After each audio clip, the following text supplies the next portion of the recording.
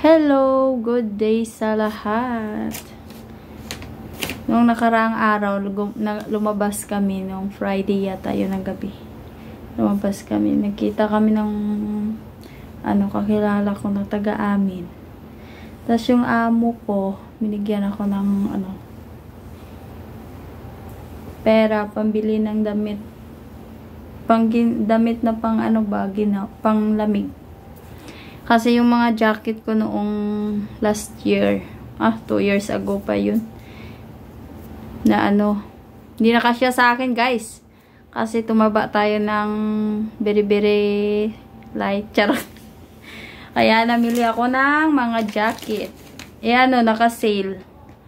5 pirasong jacket na 100 SR nasa 1K. 1K sa atin, 1-2, ganun. Kaya, yung binigay niyang pera sa akin, binili ko ng jacket. Diba?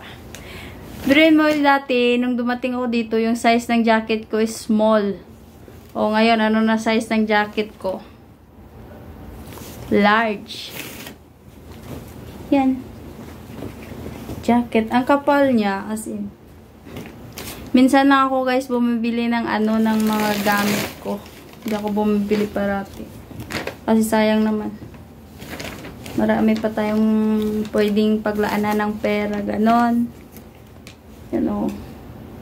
2. 5 to. 5. Pero yung size ng katawan ko, large. Saan ka pa? Ang ganda niya, as in, makapal. Tapos may bulsa siya dito. Favorite color ko, maroon. White sana. Kaya lang wala. At saka black. Blue Age. Yung brand.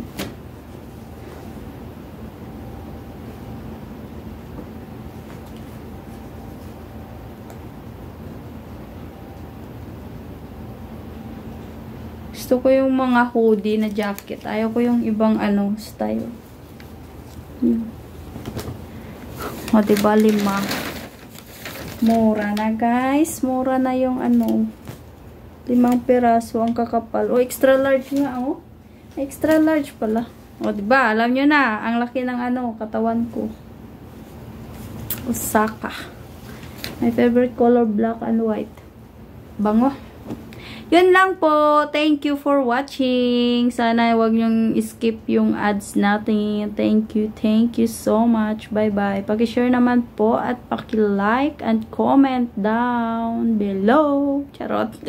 Goodbye.